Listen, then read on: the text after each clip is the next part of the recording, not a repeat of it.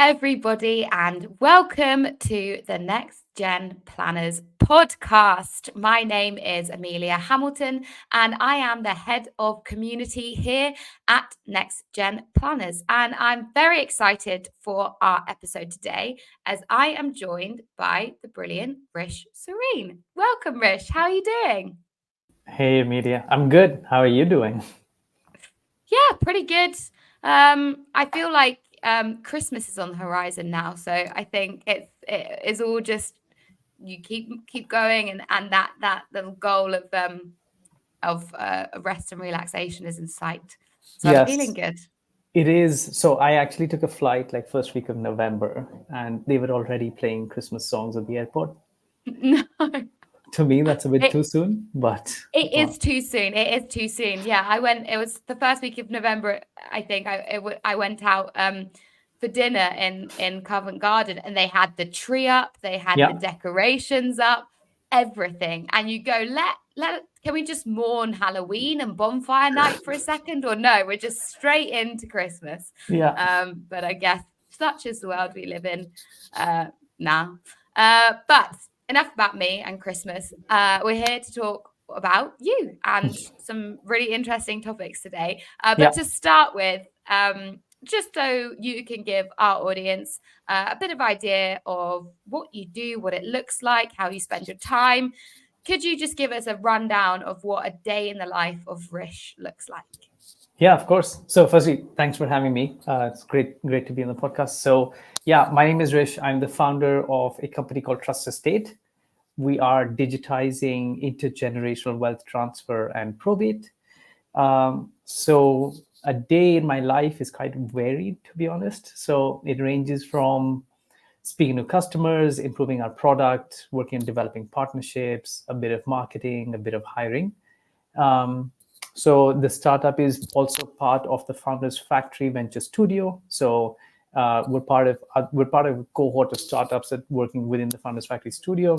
So I come into the studio about 2 or 3 days a week, spend time with other founders, spend time with very smart and creative people at the studio. So yeah, that's what a day looks like in my life.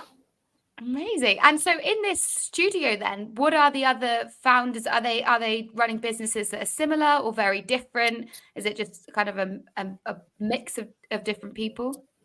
Yeah, it's actually a mix of different people. So the way the Founders Factory model works is that they have some internal expertise. So they have experts in product design, marketing, et cetera, et cetera. And then they have corporate partners. So they have a partner in fintech, for example, which is Aviva. So Trust Estate is part of the fintech track. And then they have other tracks such as like consumer, energy, et cetera, et cetera. So they have different tracks for different industries, and then they help incubate startups. So there are founders from other industries with different backgrounds and so on, and then you can tap into the resources and the help that Founders Factory provides to really help your startup to like launch your own startup and sort of get it up and going. Yeah, that sounds like a great initiative. I know that speaking with different people who've started their own businesses, it can be quite isolating and quite Yes. lonely. So to have that kind of network seems like it could be a real positive in the journey of creating your own business. Absolutely. I think you get to learn a lot. We also meet, like the founder community will get together, exchange learnings, exchange ideas. Also, I think that can really help. One, you're not in it alone, exactly to what you were saying. So you can learn from other people's experiences. The network also really helps to move fast because you might be solving a problem that someone solved a year ago or some time ago, and they can really help you and give valuable advice, and those connections can really help. So I think it's both expertise and connections that you get, and it really enables you to go from 0 to 1 very quickly. Amazing. Yeah, that sounds like a great initiative and would be really, really useful. And today we are going to be talking a bit about what you briefly mentioned in your day in life there, and that is intergenerational wealth and specifically the transfer Yes. of wealth. So to start with then, why is that kind of a crucial topic for individuals, families, and kind of society at the moment? Yeah.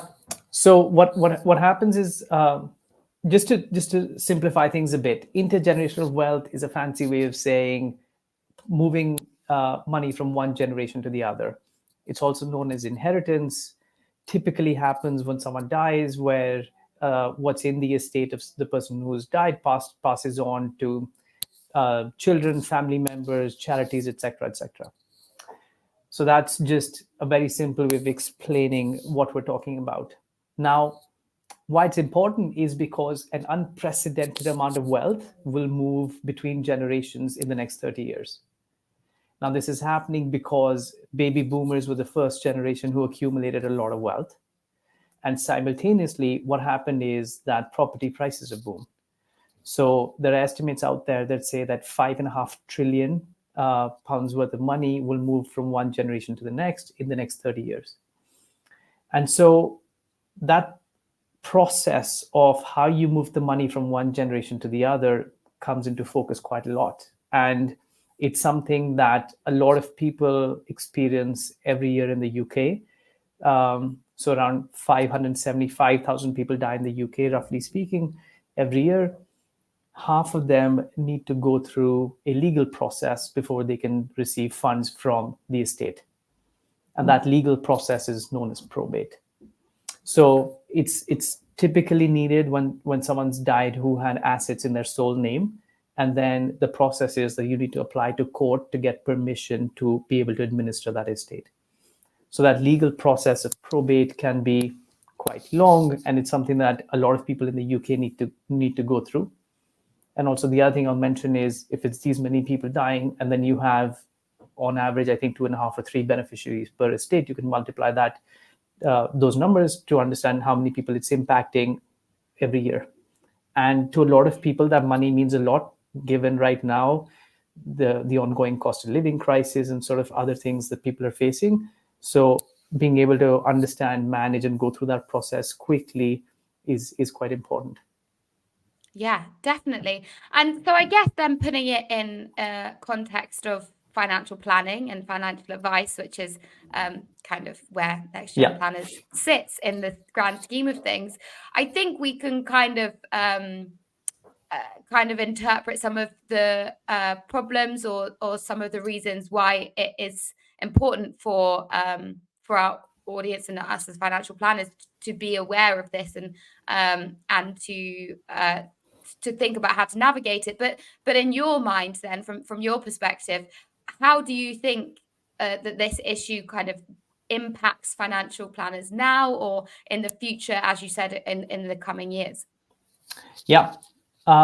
Essentially, when clients or I think that there are a few different things. One is the first thing that comes to mind is someone's just passed away. How can you help the people who are going to inherit the estate or the family members of the person who's passed away? Because they're experiencing bereavement and grief and going through a very tough time, right?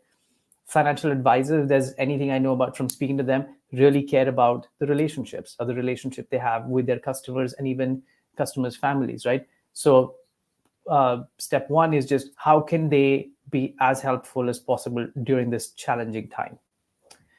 I think the second thing that comes into play is around consumer duty. It's a big theme in the industry right now, right? And these are all customers, almost all of them by definition, who are vulnerable customers, right? And how can you help enable them at a tough time by helping them with the wealth transfer process, by helping them with, let's say, the admin side of dealing with the death of a loved one, right? So that they do get time to grieve and they do get time to sort of go through bereavement without worrying about the admin side.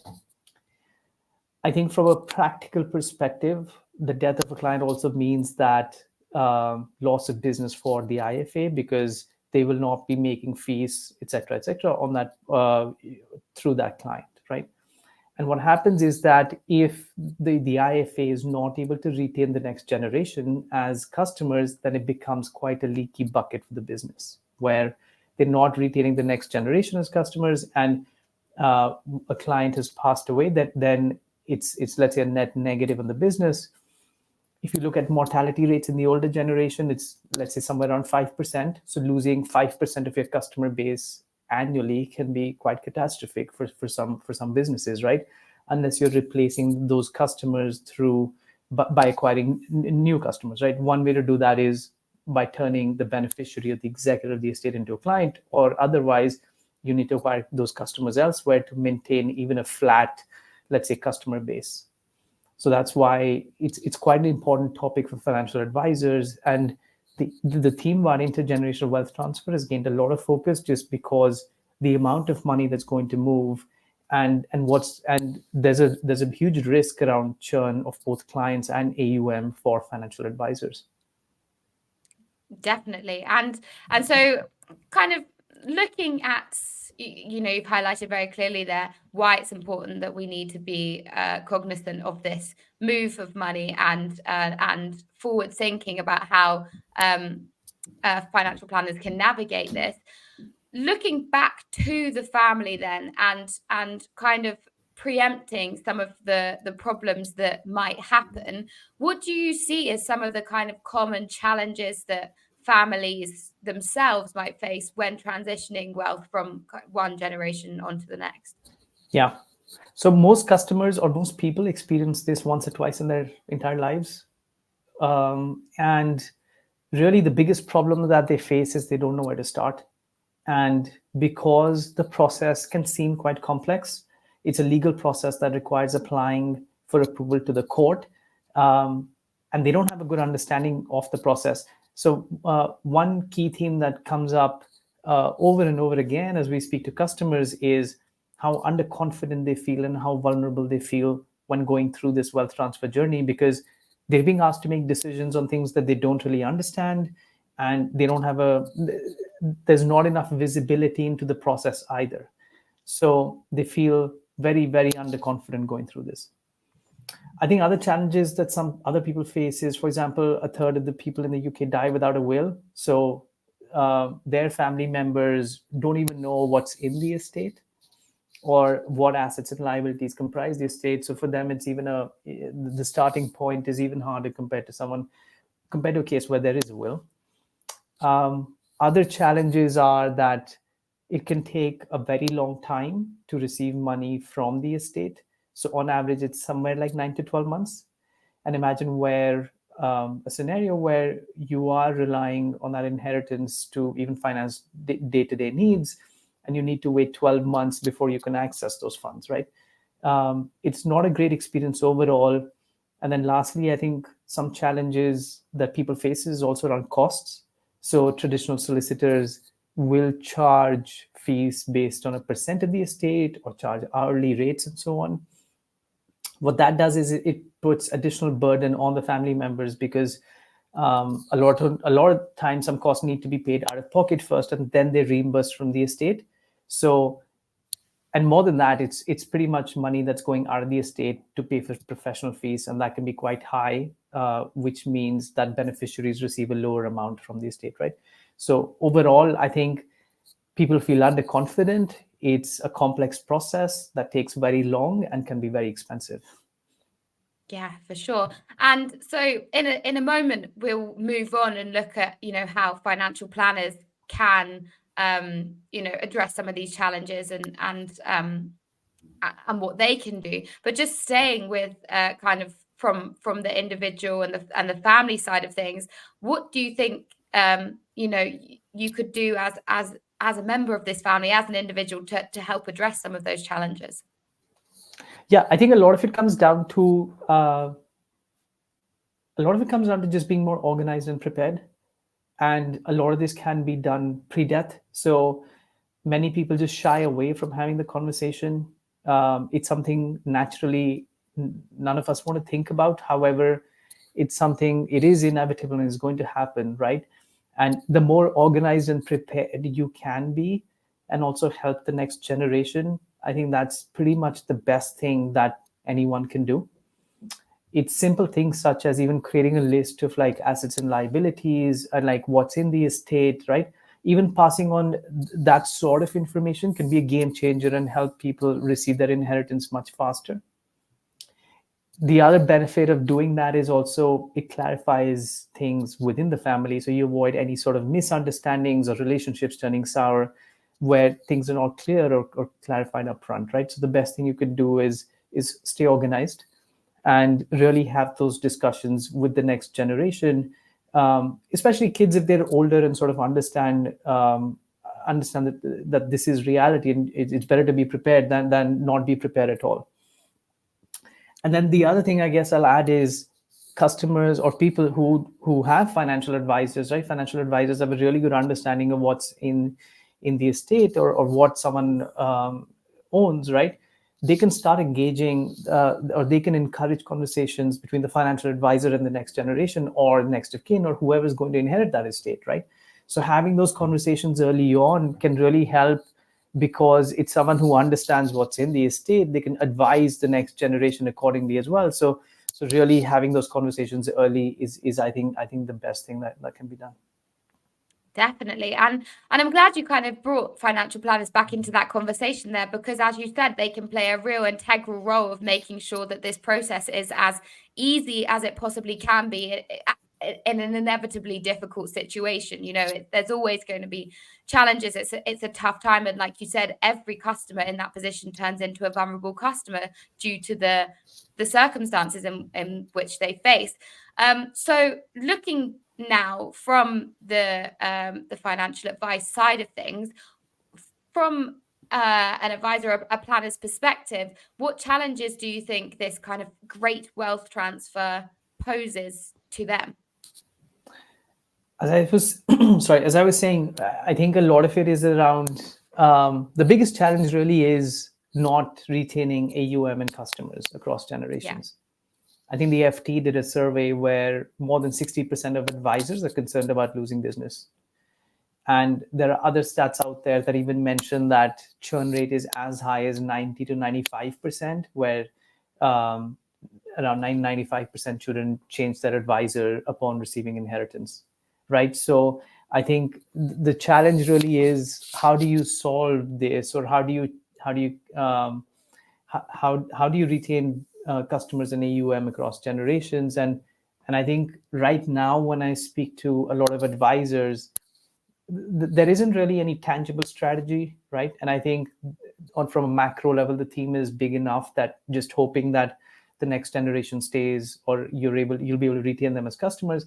I don't think that's a good strategy, right? I think a lack of strategy or just relying on hope can be quite catastrophic for the business. So I think it is really sort of engaging early on and finding ways how to sort of start engaging with the next generation and streamlining that wealth transfer process.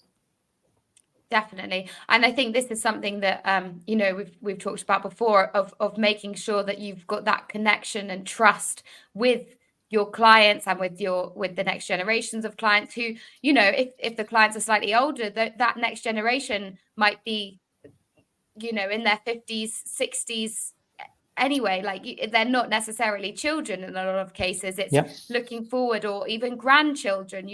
There can be multi levels of this generation, and if you can really engage them, as you said early on, then you're going to put yourself in a good position to kind of retain that business, and more importantly, have that relationship in which you can help guide this family through the huge milestones that their life kind of presents. And so, kind of on that kind of line of thought, there's clearly a lot of opportunity to be had here, and you've highlighted a lot of the challenges, kind of rightly so. But how do you think that advisors can turn these challenges into something that can really benefit them? Yeah, I think the biggest way to do this is, as I was saying, don't hope that you'll retain customers. Do something more actively. Don't neglect that wealth transfer experience. That wealth transfer journey is a very crucial point where money is moving from the older generation to the younger generation, right?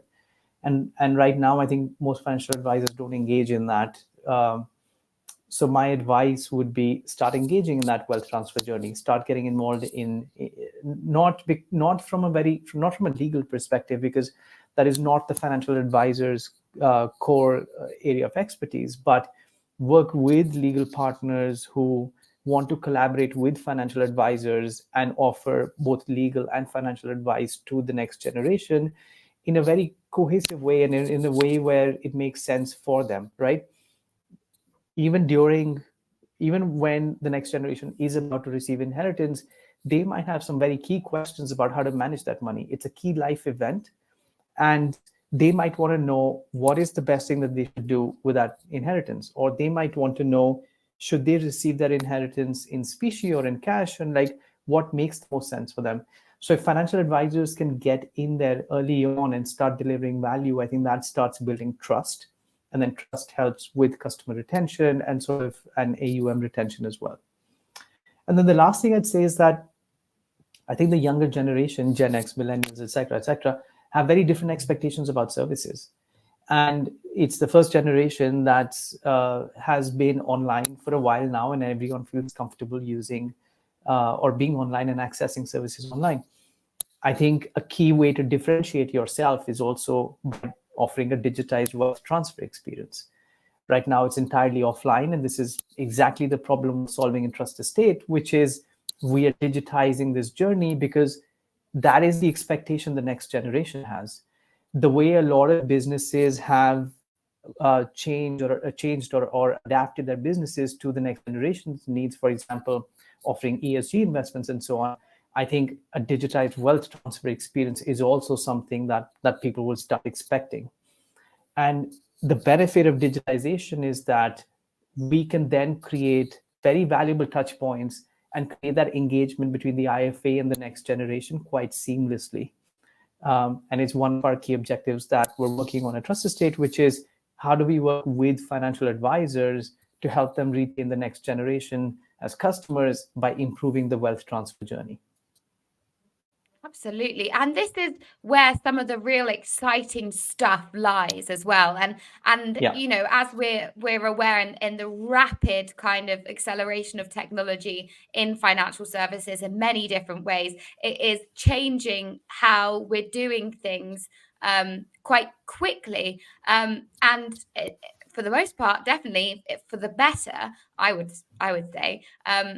But in what ways do you think that just technology and how it's evolving has influenced this landscape of intergenerational wealth transfer, and what kind of innovations do you see shaping the process in the future? I think there are some really quick wins to be had, and there are some longer term,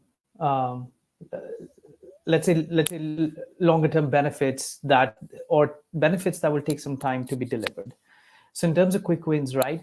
I think right now, as I said, it's an entirely offline process.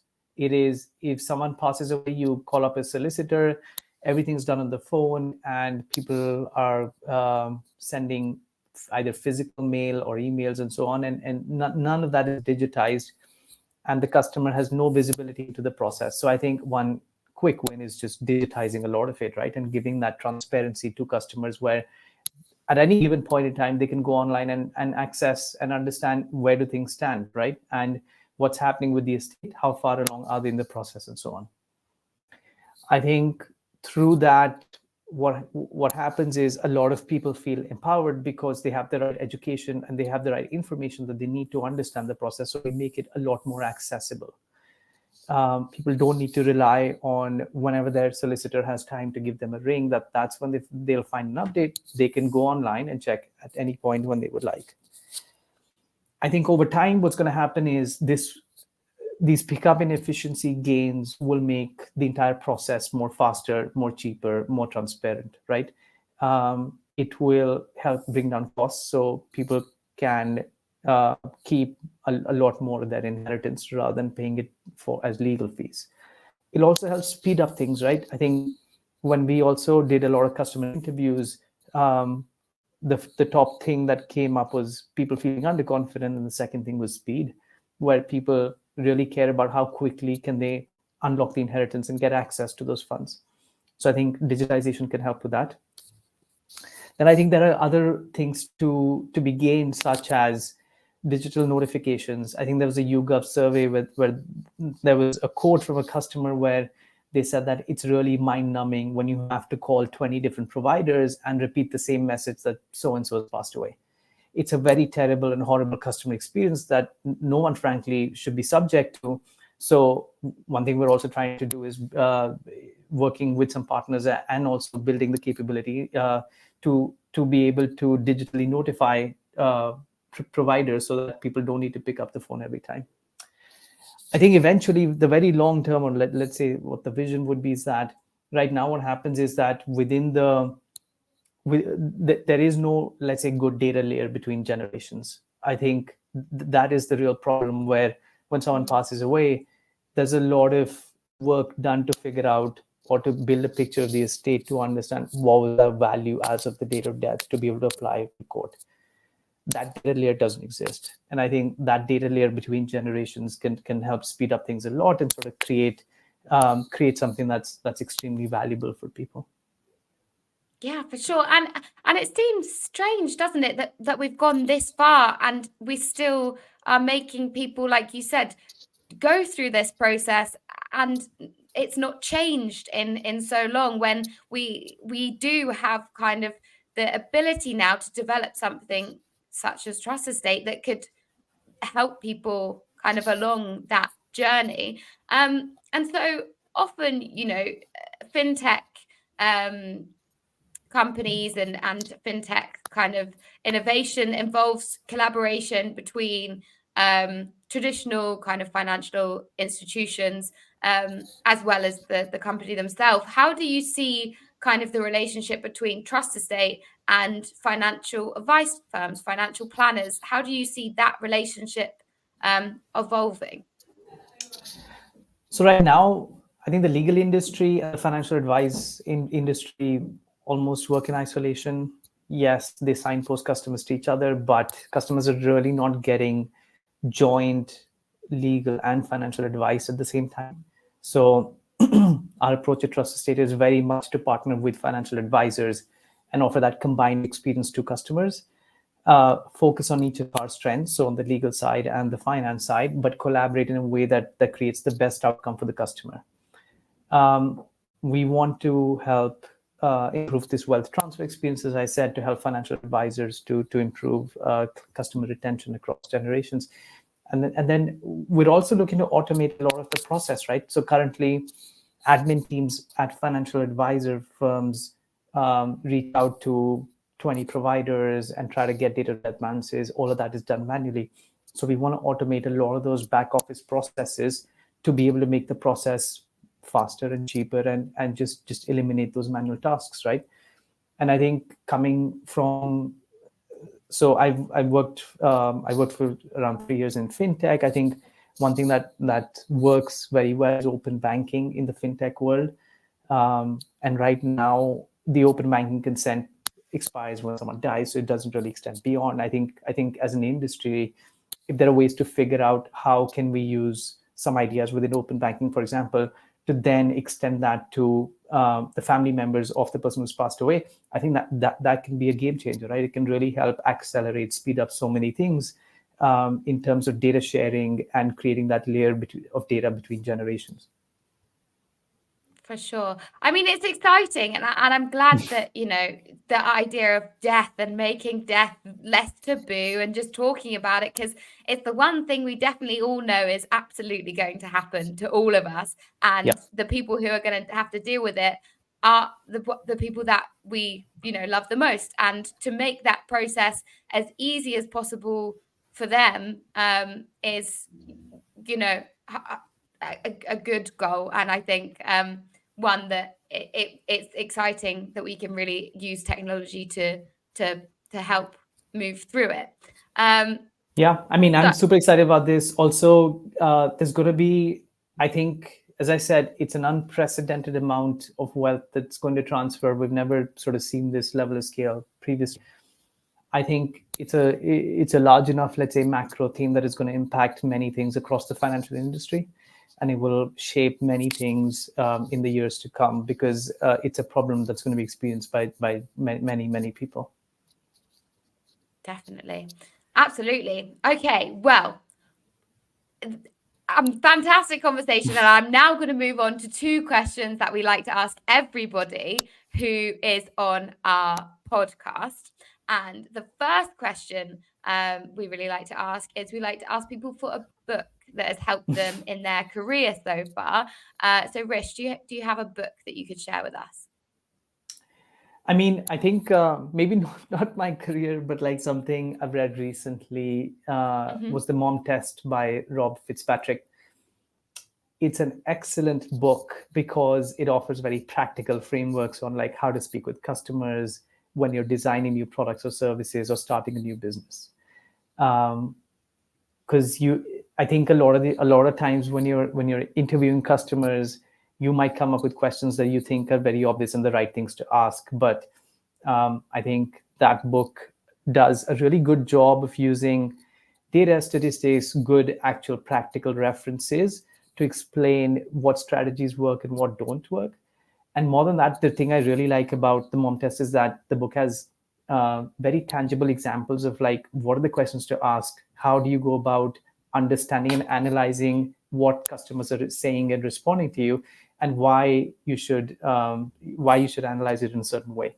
So I think that's definitely a book I've drawn upon when even thinking about speaking to users for Trustestate. But I would highly recommend anyone who's building a new product or even a new business to sort of and wants to speak to customers. It provides a really good framework on understanding how what process to follow. Amazing. And not to put you on the spot, I guess, but is there a specific example that you keep in mind? Is there like a something when you're talking to people that kind of is in the back of your head playing to help you in situations? So one that really resonated is that a lot of times what we do is when we've come up with a new idea and we're just having introductory chats with customers or potential customers, a lot of times people will react by saying, oh, that's a great idea, that sounds amazing, or that makes a lot of sense, right? And our immediate reaction is, or some of us at least tend to think that, okay, so that really works, and the customer really seems to like it. In the book, they make the point that feedback you can pretty much just discard, because people are just being nice and no one wants to tell you, and especially a person you don't know that well, that, hey, you've come up with a bad idea. So it's really, I think the book really helps you go several levels deeper to understand what is the real customer feedback and what is the fluff. And so I think this really stuck with me, and it happens in many conversations where many customers are like, or potential customers are like, this product is great, and then you tend to over time understand whether that's real or not real, and they're just saying it. Yeah, I mean, that sounds great, and a really useful thing for financial planners as well. You know, when you're dealing with clients and making suggestions of, you know, actually listening and actively listening and trying to work out, you know, they might not be taking in what you're saying, or it could just be that they're wanting to please you in some way. So really understanding the people that you're working with and for, that sounds like a great recommendation. Really, really good read. Cool. Okay, so final question for you then, Rish. And I'm interested to see what your answer is kind of for this one, sitting in this in the sphere that you do. And that question is, what are you most excited to see in the world of finance in the next 10 years? Yeah, I mean, I think that's a great question. I think finance, fintech, the overall, let's say the industry, I think has come a really, really long way.